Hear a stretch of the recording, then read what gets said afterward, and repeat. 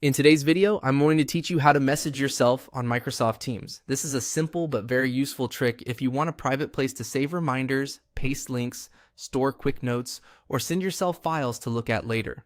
Instead of opening another app, you can create a chat with your own account right inside Teams and use it like a personal workspace. To begin, open Microsoft Teams and go to the chat section. This is where all your direct conversations appear, and it's also where you can start a new one. If you're using Teams in a browser or the desktop app, the layout is usually very similar, so the process should look familiar either way. Once you're in chat, click the new message icon. This opens a blank message window so you can choose who you want to start a conversation with.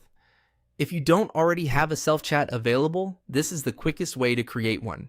Next, click into the To field and type your own name or your email address. Teams will begin searching as you type and will usually show matching account suggestions automatically. Make sure you enter the account that belongs to you in the same Teams environment you're currently using. When your account appears in the suggestions, select it. This is the key step that creates a chat with yourself.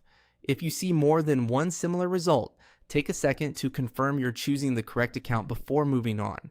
After that, type your message in the message box and hit send. That's it.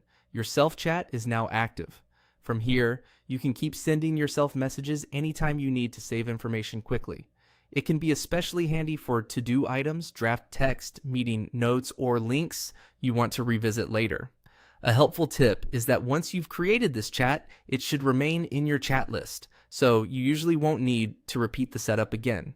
You can simply open that conversation whenever you want and continue adding new messages to it.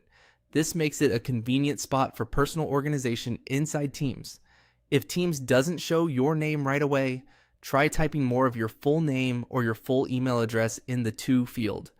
In some work or school accounts, the exact behavior may vary slightly depending on your organization's settings, but the overall process is the same, and that's how to message yourself on Microsoft Teams.